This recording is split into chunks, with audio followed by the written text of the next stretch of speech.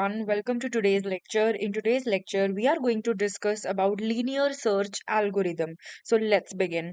So सबसे पहली बात linear search algorithm होता क्या है? ये एक simple searching algorithm है जो क्या करता है कि array में एक एक element को check करेगा और find करता है कि क्या हमारा search element इस given list में या given array में present है या नहीं. अगर मैं आपको एक simple example की बात करूँ तो let me give you a simple example. जैसे मान लेते हैं हमारे पास एक लिस्ट है, ठीक है, इसमें हमारे पास कुछ एलिमेंट्स हैं लाइक 1 2 3 4 एंड 5 और अब हमें एक सर्च की गिवन है, यानी कि जिस एलिमेंट को हम इस लिस्ट में ढूंढना चाहते हैं वो यूजर बताएगा कि हमें कौन सा एलिमेंट फाइंड करना है या सर्च करना है। मान लेते हैं यूजर सर्च करना चाहता है एलिमेंट 3, ठीक है। तब हम क्या करेंगे, लीनियर सर्च एल्गोरिदम कुछ इस तरीके से वर्क करेगा कि वो वन बाय वन लिस्ट के एलिमेंट्स को सर्च की के साथ कंपेयर करता चला जाएगा और जैसे ही हमारी सर्च की हमें मिल जाएगी then it will return the index और द पोजीशन।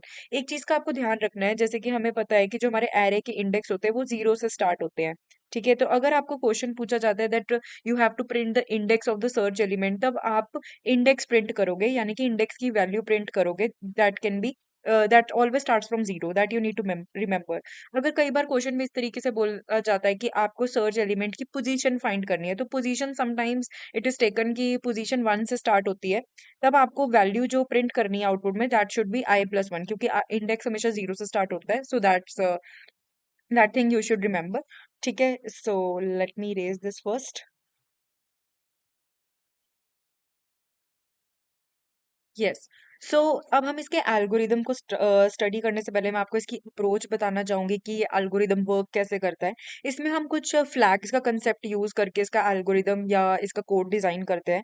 फ्लैग का कंसेप्ट क्या कहता है कि जैसे कि हम बाय डिफॉल्ट कंडीशन हम फ्लैग में पहले ही सेट कर देंगे, मतलब फ्लैग कुछ नहीं, एक वेरिएबल है मान लीजिए, जिसमें हम एक बाय डिफॉल्ट कंडीशन सेट कर देते हैं कि मान के चलते हैं कि मान लेते हैं कि हमारा जो एलिमेंट है वो लिस्ट में प्रेजेंट है ही नहीं। तो मेरी फ्लैग की वैल्यू होगी, जैसे इंट फाउंड में एक फ्लैग बनाऊंगी। सो इंट फाउंड की वैल्यू को मैं -1 से इनिशियलाइज कर दूंगी। मैं मान के चल रही हूँ कि मेरा लिस्ट में एलिमेंट प्रेजेंट ही नहीं है।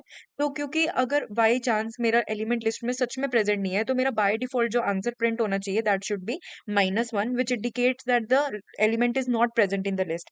अब क्या होगा कि मैं फ्लैग की वैल्यू को चेंज कर दूंगी अगर मेरा एलिमेंट लिस्ट में प्रेजेंट हुआ तो, ठीक है। तो जब हम फ्लैग की वैल्यू को चेंज करेंगे basically that should be the index, ठीक है। तो हम फ्लैग की वैल्यू को -1 से उस इंडेक्स में चेंज कर देंगे। इसका मतलब क्या है कि element is present in the list. तो जो भी हम लॉजिक डिजाइन करते हैं उससे पहले ही हम एक बाय डिफॉल्ट कंडीशन सेट कर देते हैं ताकि हमारा कोड लिखना और आसान हो जाए, ठीक है।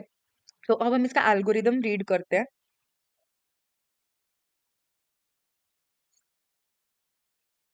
So this is the algorithm. So start from the first element, compare each element with the key. तो ये हमारी array है, let me make the array, ठीक है। तो ये हमारी array है 1 2 3 4 5। तो सबसे पहला स्टेप क्या कहते हैं, start from the first element. तो हमारे पास मान लेते हैं हमारा सर्च की इज इक्वल्स टू 3, हम 3 को सर्च कर रहे हैं। तो एल्गोरिदम कैसे वर्क करेगा, पहले वो 3 को 1 से कंपेयर करेंगे हम, ठीक है। क्या 3 और 1 इक्वल है, नो। देन आई हम क्या कर देंगे, पहले आई 1 पे था, then i will move to 2, ठीक है। फिर हम 2 को कंपेयर करेंगे 3 के साथ, ठीक है। क्या 2 और 3 इक्वल है, no. Then i will be incremented and i will come to 3। अब 3 इज इक्वल टू 3, जैसे ही वी हमने कंपेयर करना है एक एक करके एलिमेंट को की के साथ, और अगर हमारा मैच हमें मिल गया तो अब हम क्या करेंगे, इंडेक्स रिटर्न कर देंगे, ठीक है। तो इंडेक्स कितना होगा 3 का, दैट इज 2। सेकेंड इंडेक्स है तो आंसर क्या आना चाहिए, 2। इसका मतलब क्या है कि element is found at index 2। अगर हमें बाई चांस ऐसा भी हो सकता है कि हमारे पास मान लेते हैं सर्च की है 6, अब 6 तो लिस्ट में प्रेजेंट ही नहीं है, उस केस में आंसर क्या प्रिंट होगा, -1। तो हम क्या करेंगे, जब हम कोड डिजाइन करेंगे हम पहले ही मान के चलेंगे कि हमारा एलिमेंट लिस्ट में प्रेजेंट ही नहीं है, और अगर लिस्ट में प्रेजेंट हुआ एलिमेंट तब हम उस फाउंड की वैल्यू को, यानी कि उस फ्लैग की वैल्यू को चेंज कर देंगे, ठीक है। तो इस तरीके से हम इसका कोड डिजाइन करेंगे। अब before starting up with the code we need to discuss about the time complexities, क्योंकि जब हम इंटरव्यूज में जाते हैं तब हमें टाइम कॉम्प्लेक्सिटीज के ऊपर बहुत सारे क्वेश्चंस पूछे जाते हैं। तो मैं बहुत इजी वे से आपको बताने की कोशिश करूंगी कि इसका बेस्ट केस, एवरेज केस और वर्स्ट केस क्या है। So let's talk about the best case. Best case क्या होगा आपके हिसाब से? अगर हम एक एक करके एलिमेंट को कंपेयर कर रहे हैं तो बेस्ट केस क्या होगा कि हमारा सर्च एलिमेंट पहले ही इंडेक्स पे हमें अगर मिल जाए। ऑफ कोर्स, अगर आप किसी इंसान को भी ढूंढ रहे हो, है ना, लाइन में एक क्यू में, you are looking for someone but and at the very first position you found that person, तो आपको बाकी लोगों में ट्रेवर्स करने की जरूरत ही नहीं है या ढूंढने में की जरूरत ही नहीं है। तो that is the best case ना। So that's why if we found the search element at the very first index, that's the best case. ठीक है, मान लेते हैं हमारी सर्च की है 1। ठीक है, अगर मैं 1 को सर्च कर रही हूँ तो मुझे पहले ही इंडेक्स में 1 मिल गया। ठीक है, एंड इसमें कितने नंबर ऑफ मैक्सिमम कंपैरिजंस होंगे? ऑफ कोर्स मैंने एक ही कंपैरिजन किया, एक ही कंपैरिजन में मुझे मेरा एलिमेंट मिल गया। ठीक है, तो हमने इसकी बेस्ट टाइम कॉम्प्लेक्सिटी कितनी होगी? Big O of 1 which is a constant time complexity. ठीक है, and then comes the average case. Average case क्या होगा कि if the element is present somewhere at the mid of the list. ठीक है, जैसे अगर मेरा सर्च की 3 था तो मुझे सर्च की जो है वो मिड ऑफ द लिस्ट में मिला, दैट्स द एवरेज केस। तो मुझे कितना कंपेयर करना पड़ेगा, कितने कंपेरिजन करने पड़ेंगे? That will be most probably n upon 2 which is approximately n only. इसीलिए हमारे पास एवरेज केस कितना होता है? Big O of n। ठीक है, अब हम बात करते हैं वर्स्ट केस की। वर्स्ट केस क्या होगा कि हमारा जो सर्च एलिमेंट है that is present at the last index. ठीक है, मान लेते हैं हम 5 को सर्च कर रहे हैं, तो हमें सारी ट्रेवर्सिंग यानी कि n-1 एलिमेंट्स को पहले ट्रेवर्स करना पड़ेगा, उसके बाद हमें हमारा सर्च एलिमेंट मिलेगा। तो हमें total n number of comparison करने पड़ेंगे। इसीलिए हमारे पास वर्स्ट केस की टाइम कॉम्प्लेक्सिटी कितनी हो जाती है? That is order of n। ठीक है, अब हम इसके कोड को समझते हैं। आई थिंक टाइम कॉम्प्लेक्सिटीज और एल्गोरिथम अब आपको समझ आ गया होगा। तो कोड मैं आपको एग्जीक्यूट भी करके बताऊंगी। So let's start with the code. Yes, so this is the code. So यहाँ पर हमारे पास एक एरे गिवन है 10, 20, 30, 40 एंड 50, और हमें एक सर्च की गिवन है। सबसे पहली बात, कई बार ऐसा होता है कि हमें नंबर ऑफ एलिमेंट्स जो हैं वो बताए नहीं जाते, इसीलिए हम सी प्लस प्लस में अगर कोड करेंगे देन हम नंबर ऑफ एलिमेंट्स इस मेथड से फाइंड कर सकते हैं, साइज ऑफ मेथड की मदद से। साइज ऑफ मेथड क्या बताता है? It tells the number of bytes allocated by the particular thing in the RAM. ठीक है, तो हमारे एरे में अब आप यहाँ पर देख सकते हो एरे में कितने नंबर ऑफ एलिमेंट्स हैं? 5 नंबर ऑफ एलिमेंट्स हैं that you can visualize. Of course compiler भी विजुअलाइज करेगा इसको। ठीक है, तो 5 नंबर ऑफ एलिमेंट्स हैं एंड इंटीजर डाटा टाइप कितने बाइट्स लेता है मेमोरी में? That is 4 bytes. यानी कि हर एक एलिमेंट जो है इस एरे का वो 4 बाइट्स ले रहा होगा, ऑक्यूपाई कर रहा होगा मेमोरी में। क्योंकि अगर मैंने यहाँ पे क्या लिखा है, साइज ऑफ एरे, मतलब इस पूरी एरे ने कितने बाइट्स लिए होंगे मेमोरी में? That will be 5 multiplied by 4 which is equals to 20। यानी कि 20 बाइट्स इस पूरी एरे ने ऑक्यूपाई किए होंगे, divided by size of array of 0।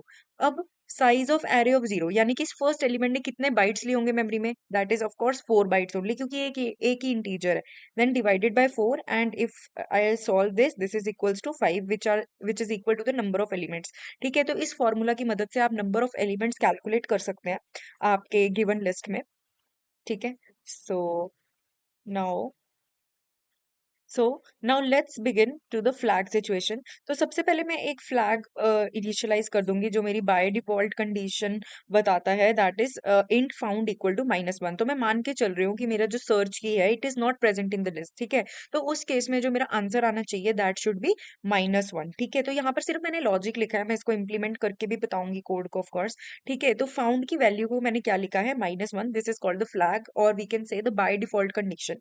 ठीक है, अब हमारी लूप स्टार्ट होती है। ये लूप क्या करेगी? हमें ट्रेवर्स करने में हेल्प करेगी इन दिस गिवन एरे। ठीक है, so for int I equal to 0, तो एक आई नाम का वेरिएबल बनेगा, उसको मैंने इनिशियलाइज कर दिया 0 से, मतलब आई जो है वो 0th इंडेक्स के ऊपर पॉइंट कर रहा है। ठीक है, and 0 less than n, n की वैल्यू कितनी है यहाँ पर हमने कैलकुलेट करी, दैट इज 5। तो 0 लेस देन 5 कंडीशन क्या है? This is true. So we are going to come, the compiler will come at this line and it is going to check that if array of I is equal to the key।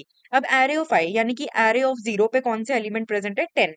10, ठीक है, क्योंकि आप यहाँ से देख सकते हैं array of 0 पे कौन सा एलिमेंट प्रेजेंट है, दैट इज 10। सो 10 को हम किससे कंपेयर करेंगे? हमारी की से, दैट इज 30। सो क्या 10 is equal to 30? The condition is false. तो ये कंडीशन फॉल्स होगी, तो आई क्या होगा? प्लस प्लस आई इंक्रीमेंट हुआ, आई बिकम्स 1। ठीक है, अब ये जो आई है it is pointing to 20। So now we are going to compare 20 with 30। So क्या 20 is equal to 30? No, the condition is again false. So i plus plus i becomes 2 and now i points to 3. 30, sorry. ठीक है, तो 30 is equal to 30, condition क्या होगी अब? True. So if the condition is true, what is the next line? That is found equal to I. तो found की value अब -1 से किस में चेंज हो जाएगी? अब फाउंड की एक वेरिएबल था, फाउंड की वैल्यू पहले -1 थी, now it has change to index. Index कितना है 30 का? That is 2. तो फाउंड की वैल्यू अब अपडेट होगी 2 पे and now there is no need to further traverse because we have found the element. तो हम क्या कर देंगे? ब्रेक लाइन लिख देंगे. इसका मतलब the compiler will come out of the loop and it will print the answer. Last में हम फाउंड को रिटर्न कर देंगे. So this is the whole logic how it works. ठीक है, now let's see the demonstration of this code. So now we are going to execute the linear search program from scratch. Let's start by writing the code. तो सबसे पहले मैं लिखूंगी hash include iostream, then using namespace std, and afterwards I'll start writing the int main function.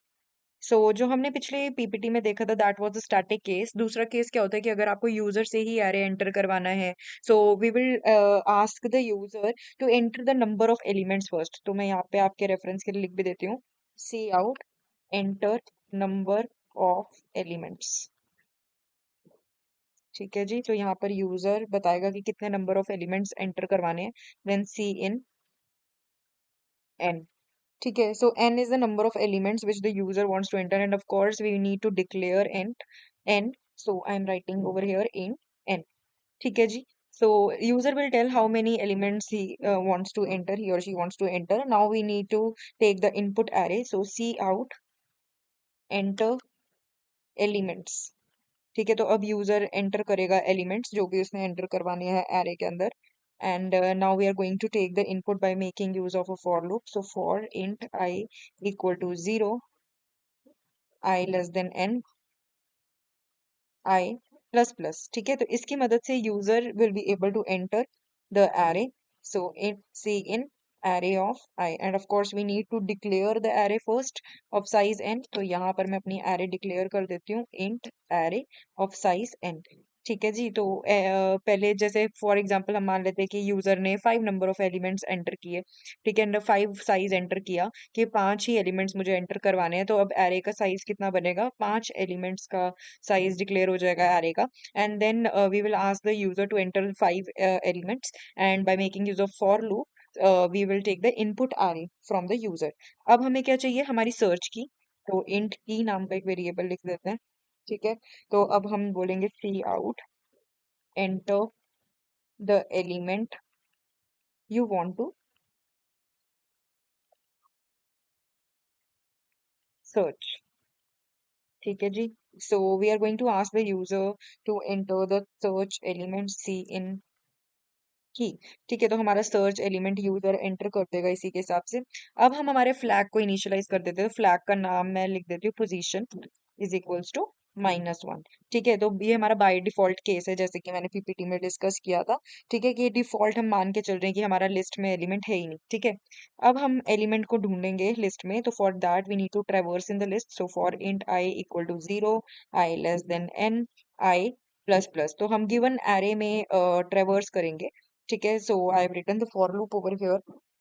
ठीक है, अब हम क्या करेंगे? यहाँ पर हम अपना लॉजिक लिखेंगे. इफ एरे ऑफ आई, कि अगर मेरा कोई भी एलिमेंट एरे में if it is matched with the key जो हमने सर्च की एंटर की है, देन हमारी जो पोजीशन है उसकी वैल्यू क्या हो जानी चाहिए? That particular index, that is i. ठीक है, एंड हम वहीं पर ब्रेक कर देंगे. The compiler will come out of the for loop as well. ठीक है, एंड उसके बाद we need to print the result. तो for printing the result I am making use of if else. तो इफ पोजीशन, ऑफ कोर्स अगर position is not equal to -1, इसका मतलब मेरा एलिमेंट जो है it is present in the list. So I am going to print C out element found at index, and that position I need to print. So position. ठीक है जी, and otherwise क्या होना चाहिए एल्स केस में? Else print होना चाहिए that element not found. Else C out element is not present. ठीक है जी, सो कोड हमने लिख लिया है. Let's run this code. तो यहाँ पर हमने हमारी इनपुट एंटर कर दी है। सबसे पहले आपको प्रिंट आउटपुट स्क्रीन के ऊपर आएगा enter the number of elements. तो मैंने नंबर ऑफ एलिमेंट्स एंटर किए हैं 5। उसके बाद इन्होंने बोला है कि enter the elements of the given array. तो यहाँ पर हम एरे के एलिमेंट्स एंटर कर रहे हैं, तो जो यूजर बताएगा that is 1 2 3 4 5। And then you want to enter the element you want to search. ठीक है, तो मैं 3 को सर्च कर रही हूँ, तो मैंने 3 एंटर किया है। So it is returning the output that is element found at index 2, which is correct. ठीक है, तो 3 जो है आप चेक कर सकते हो, it is present eight second index only. So we have done the implementation of linear search. This is the logic behind it. So we have done this. In the next video, we are going to discuss in the same way binary search. And binary search की एक अपनी condition है that it only works on the sorted arrays. Linear search की अपनी कोई condition नहीं है, ये आप unsorted and sorted arrays दोनों पे implement कर सकते हैं. So that's all for the video. Thank you.